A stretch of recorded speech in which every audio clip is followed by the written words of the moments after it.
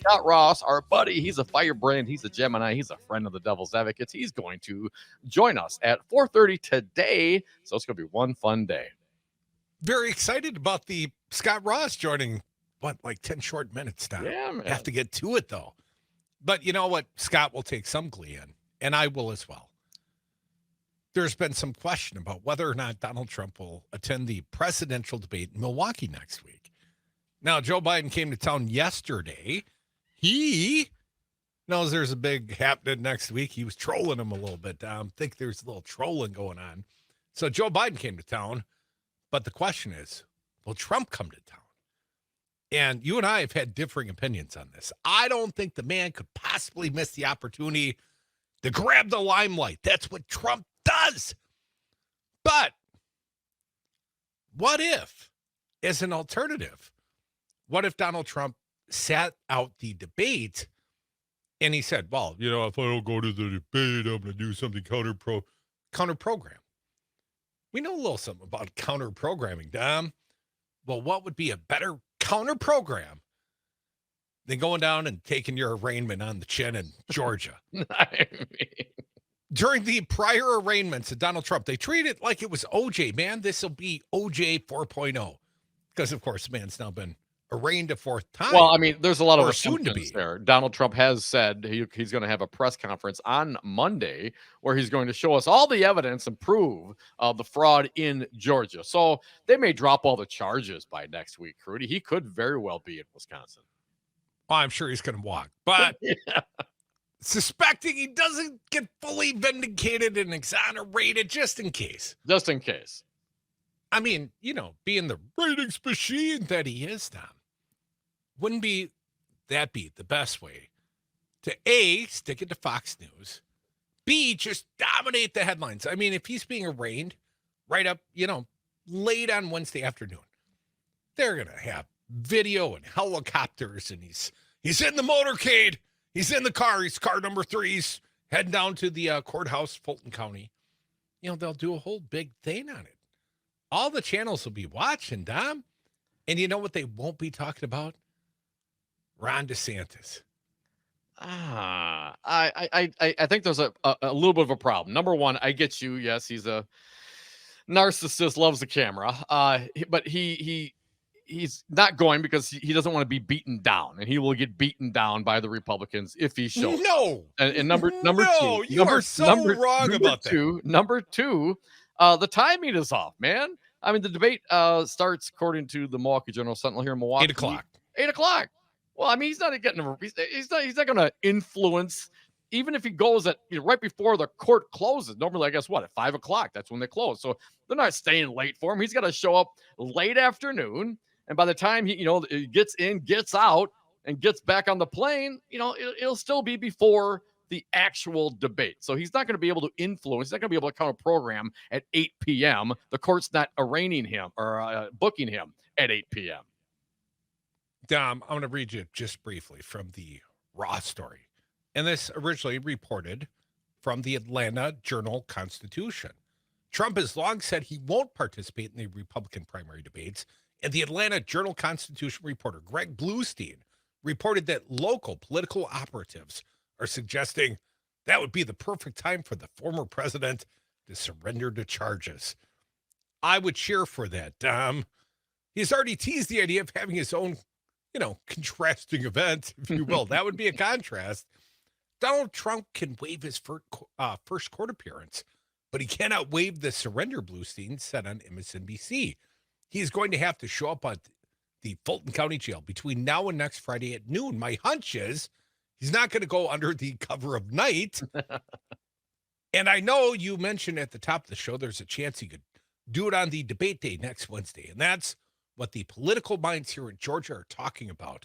The possibility he could do counter-programming to the debate.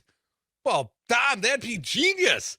Who would have ever thought? Just go get yourself indicted down in Georgia.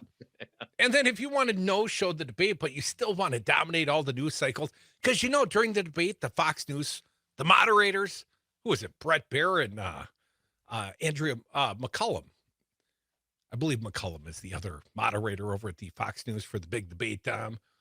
Well, they'd have to ask all the participants, did you see the arraignment of Donald Trump hours ago, minutes ago? Booking. The arraignment won't be until September, which he doesn't have Okay, to go my to. bad. Yes. But the surrender, the actual booking, the handcuffing, perhaps, The mugshotting, the fingerprinting.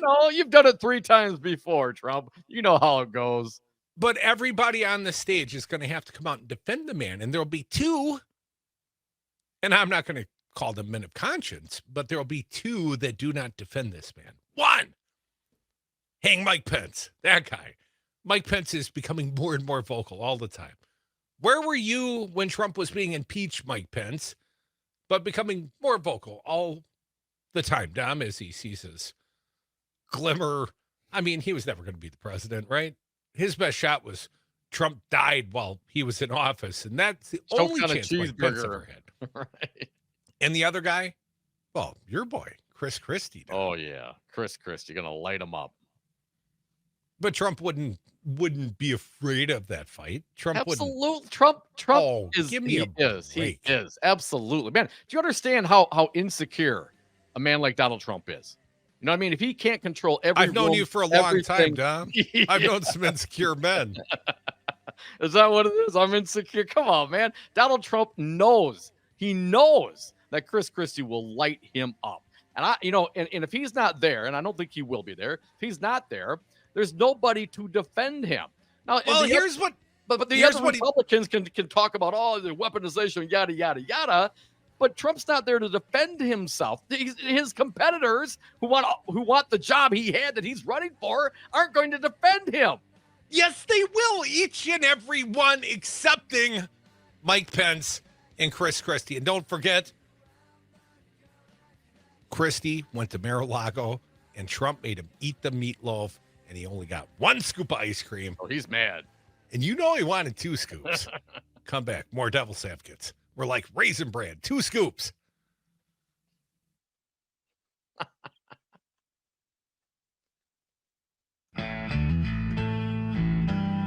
You're listening to the radio show your mother warned you about, The Devil's Advocates.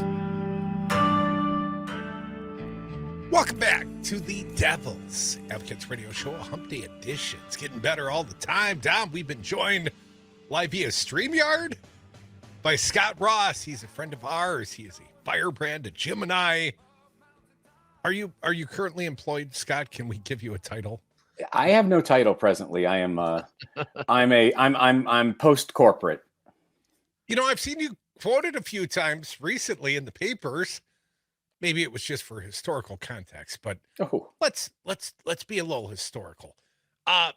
Scott Walker, failed presidential candidate, is now trying to entice the guy that crushed his dreams and hopes and ambitions, Donald Trump, to show up on behalf of his benefactors, the what's it called, Don? The Young Adolph's Foundation? Young America's Foundation. Yeah. They're paying him like $800,000 a year, and his only job is to roll Donald Trump out at this presidential debate. And I don't know if he's going to be able to produce. And we were just talking, Scott, maybe Trump, maybe he'll show up for his, surrender in Fulton County, counter-program the national debate. The only good news would be that would make Scott Walker cry. And that would make me happy.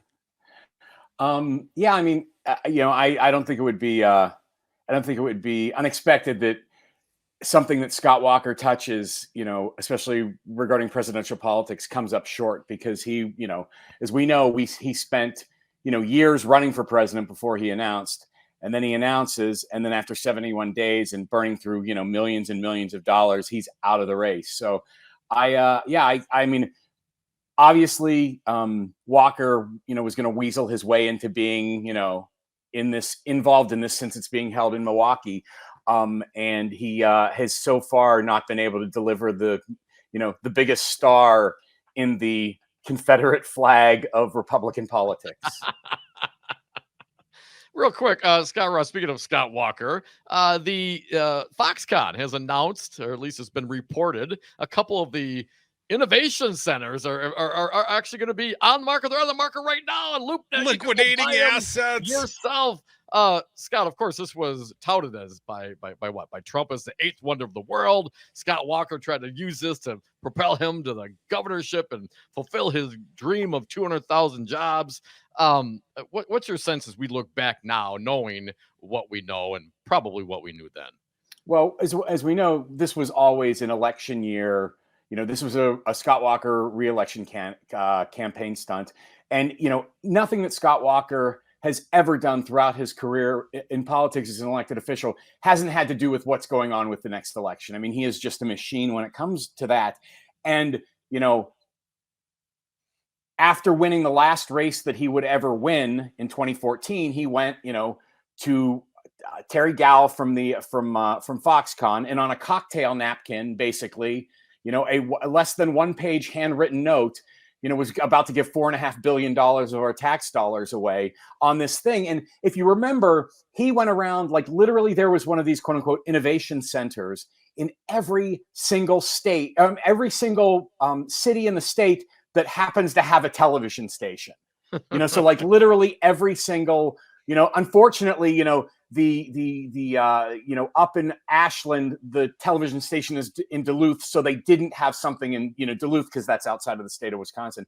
But seriously, like, we watched them when I was at One Wisconsin Now, and we were like screaming, like, we need to see actual evidence of this. Let's see the contract. Let's see, again, all these things. And it was centers here. It was centers in Milwaukee. Hell, wasn't the University of Wisconsin-Madison supposed to get something like $50 gazillion or some kind of like ridiculous, like $150 million promised, that sort of thing. And we said over and over again, this was election year nonsense. And it turns out we were completely and totally right. All of us who were critics of Foxconn. Scott Ross, firebrand, friend of ours. Scott Walker, friend to no one on this panel, came out recently in defense of Donald Trump, the indictments in Georgia, and said, he knew a little something about being persecuted, being a political target, because he was John Doe, was he not, Scott Ross? And I would just give, I'm not a political consultant type, Scott, but my advice to any human being is, when someone is newly indicted, don't parallel yourself with that person. But Scott Walker chose to. What do you think of his analogy? I mean, it is insane. Like, anytime there is something that Scott Walker is, can tangentially express experience with, he runs and tries to do. I mean, we see it every time there was a military holiday. There are pictures of Scott Walker from like 15 years ago standing next to somebody in a uniform. And of course, he was, this is the guy who, the John Doe investigations of Scott Walker into his corruption, first with using his taxpayer office illegally to on behalf of his campaign, which is something absolutely illegal. The second thing was about him illegally coordinating with nonprofit group, independent groups, nonprofit groups that by law are not allowed to do certain things. So he, and when it came before the Supreme Court, they filed a complaint with the Supreme Court because there were 4 justices. Because of one vote, were able to shut down the investigation. Sorry, that took a long time for me to say, but basically, yeah. I mean, he's crooked as the day is long. He does have experience on this. I'm going to disagree with you, Mike. He should be talking about his near indictment over and over again. Scott Ross, if I was going to draw a parallel with Scott Walker, political parallel, I would probably analogize him and the newly failing campaign of Ron DeSantis. And, Scott Walker bailed out of the race 71 days in on September 21st. Technically, that's still summer. You know what I'm saying? Didn't even make it through the summer. Well, I suspect Ron DeSantis won't make it through the summer. I think there's a lot of parallels. DeSantis, just slightly better hair and a better education. At least he graduated. Yeah, I mean, but DeSantis, I mean, I really intensely dislike Scott Walker with the intensity of 1,000 Suns. But there's just something, and maybe it's just like, maybe if Scott Walker had won an election since 2014 and was an active person working in campaign politics now, like if he was the governor right now, I bet they would be doing horrifyingly homophobic stuff, like transgender attacks, up and down. So I'm, banning books. Thank God we have Tony Evers in the governor's office. All right. But so right now, Scott Walker is what DeSantis would be if Scott Walker was in office, because he's, you see what his Twitter feed is. It's a nonstop attack on women, on people of color. And well, if you can get women who are women of color, it's even better for him. It's a win-win. That's what he is basing his fundraising on at the Young America Foundation. And yeah, absolutely. 100%. Like it is the perfect parallel, the two of those. You sure it's not the Young Adolph's Foundation? I always get those two confused. I can see how you could make that error, Kurt. It's a Young America's Foundation. Scott Ross, Firebrand Gemini, friend of ours. I initially saw you tweeting out there. You're very active on the tweeters, on the X. Daniel Bice put out an article about Rebecca Bradley editing her Wikipedia page. And Scott, I just want to get your opinion on that. Apparently, Wikipedia's locked up the page because after she got done editing, a bunch of other people tried to get on and re-edit. Is this an appropriate use of a Wisconsin Supreme Court justice's time? Well, I just want you to think about that picture. Rebecca Bradley has been in the majority the entirety of her 7 years on the Wisconsin Supreme Court. We first learning about her when One Wisconsin Now was able to actually dig up the incredibly homophobic and extremist writings when she was in college. Just repellent, calling people with AIDS murderers, things like that. And she was able to win her seat on the Supreme Court because that election was in April of 2016, when this, our state was, speaking of Scott Walker's presidential failings, when Wisconsin was the world's epicenter for the Republican Stop Trump effort. So 97,000 more registered 97,000 more Republicans voted in that April 2016 election than did Democrats vote in the Democratic primary. And Rebecca Bradley won by 95,000 votes. So, I think in a fair fight we had her, but she won. She's been publishing these horrible things, but I want you to just think about a sitting Supreme Court justice, right? The most powerful jurists in the state of Wisconsin. And she is sitting there looking to see whether or not her Wikipedia page is okay. And then, desperately typing to change it. And yeah, that's the thing. I saw somebody noted in a tweet that she was changing her page. And it turns out, Dan Bice looked into it, and she was, and of course said, that she's the victim as always. Oh, she's the victim as always. She's the victim.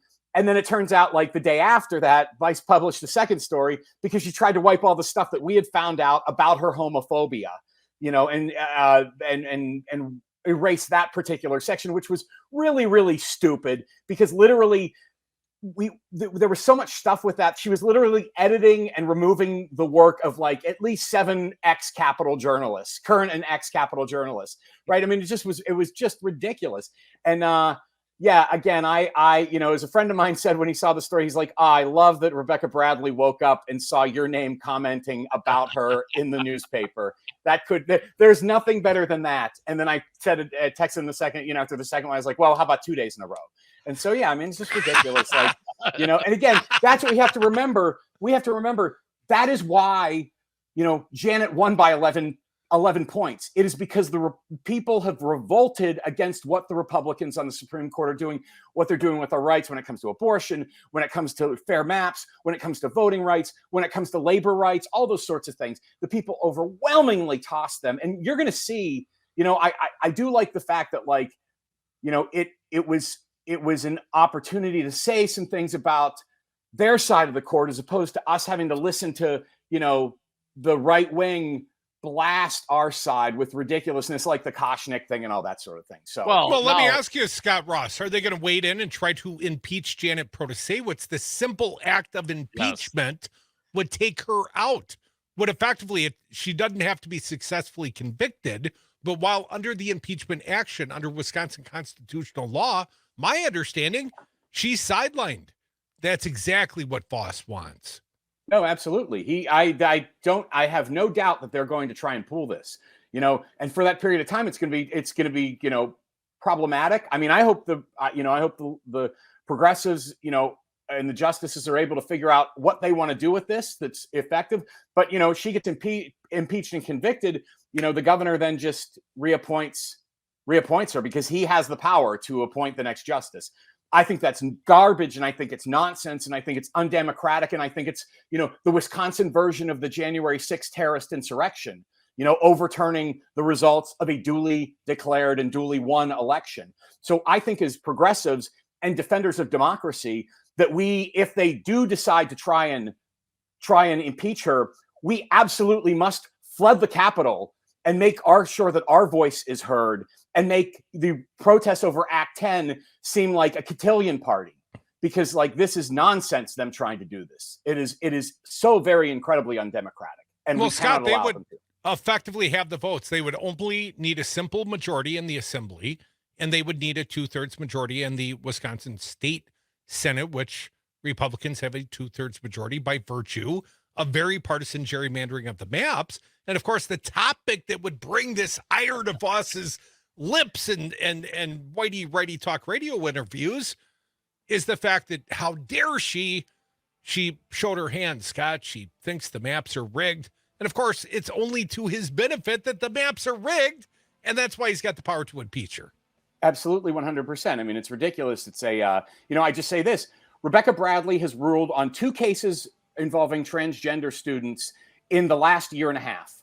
Both times she's ruled against transgender people. Knowing that she had said all of those many different things, I have, since he's been crying about her impeaching, I have been screaming as loud as I possibly can.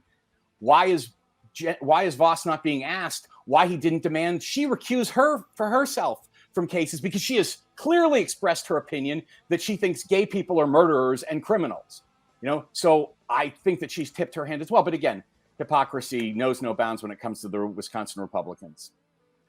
Folks, he is Scott Ross. He's a friend of ours. Gemini, firebrand, friend of the Devil's Advocates. Come back more with Scott and Dom and Crute and Nate and you. The Devil's Advocates. Never personal, only politics.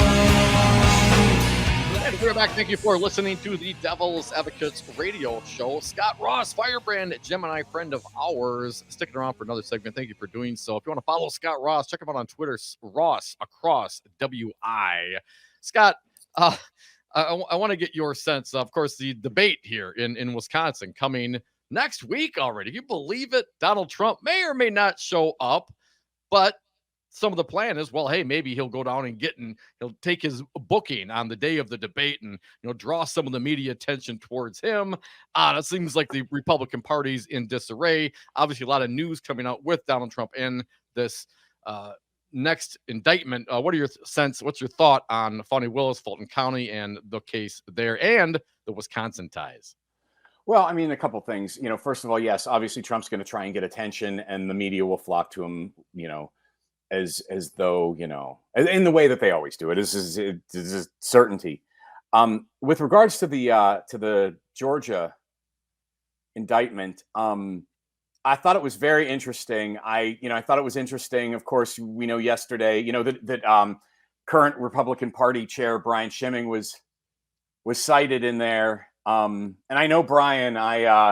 I used to do television with Brian for years before he was the Republican Party chair. We had a show that we did. I was the liberal, as you might, believe it or not. What? And so, I was surprised that yesterday he was so flustered. They did a media call yesterday about President Biden being no here. questions. And once they started asking him about Brian's name appearing in the indictment, they shut off the call. Basically, they turned it down. And I just, the excuses people are giving when it comes to, why, every time that Trump is indicted, there's a whole reason why, he shouldn't have been. And this is just normal procedure according to the Republicans. And this last one, where they're saying, like, basically, they're saying that Trump is being indicted. These people are being indicted for expressing an opinion, is like saying Ted Kaczynski was indicted for using the mailbox. Like, it's just ridiculous. Like, it's, and so, yeah, I mean, I think I loved watching that the other night. I was enthusiastic. I don't watch televised news. I'm a listener more than anything. And so I turned it on because I heard it was going down, and like that district attorney is just incredibly, focused and I'd say intimidated. If I was one of the indicted, I'd be intimidated because it's very clear that she is not pulling punches, and she is not, she is interested in getting to one thing, and that is the truth. And so they're going to have to fight this, and the Republicans are going to continue to, the normality that once existed possibly in the party is going to continue to erode away as they, defend and excuse any kind of reckless lawlessness because they're so terrified of Trump. And Scott Ross, they desperately need this 91 times indicted former president. They need him on the ballot, Scott. They need him for turnout because the Trump MAGA followers only really turn out for Trump. And the Republicans have moved so far away from all other reasonable human beings. If they can't turn out the Trump base, dude, they are dead. So they are so screwed because they need Trump on the ballot to have any fighting chance in congressional races, senatorial races. If he's not on the ballot, no one shows up. And of course, if he's on the ballot, they're going to lose the presidency. Oh yeah, no, I mean, it's a it is a sword of many edges because, I mean, think about it. Like, it's not just that they need Trump on to have any kind of that there's none of the other people have a chance to win the presidency. But he's the only one who can bring out certain people that they need. But he still lost the last election by 8 million votes. 81 million people voted against him. The biggest number of people to vote ever against one human being was Donald Trump. And the fact is, though, at the congressional level and lower, we have all these issues. I mean, we still have the fact that, through several illegitimate Supreme Court justices, that Donald Trump was able to overturn Roe versus Wade. And so, that issue, aside from the ridiculous with Trump, like, he will galvanize people to remind themselves when they're voting in congressional races and Senate and House races, that the only way we're going to restore Roe versus Wade across this country is by getting Democratic majorities in both chambers. So that's why you see like all the candidates jumping in the 3rd congressional district here against, Chug-a-lug Derek Van Orton, against, that there are 2 candidates now against Brian Stile, who is apparently a congressman who exists. I don't really hear that much about him other than he's helping to cover up Derek Van Orton's, drunken, the tape of Van Orton attacking college students in the Capitol. High school students. High school. It's called child abuse, man. It's very clear, like, he has a problem with teenage women because, like, he, as we know, he attacked a trans or a LGBTQ teenager who was working in a library and then took away all the LGBTQ library books. Like, again, when you're thinking about Rebecca Bradley typing at night, I got to redo this Wikipedia page, this edit. Think about Derek Van Orton going into a library and I'm going to check out all the books so you can't see. I mean, these people are nuts. I mean, they're beyond nuts. Like, and so like we have to, I mean, as Democrats, you have to remember that like we have the issue, as Democratic Party of which I am in, we have the issues on our side. Abortion, maps, voting rights, all the, top to bottom, economic issues, and I think that the Democrats are in, if they do all the things right, they're in for a good night on election night, but it's going to take a lot of work. And that is obviously more than a year away from now, an eternity, literally.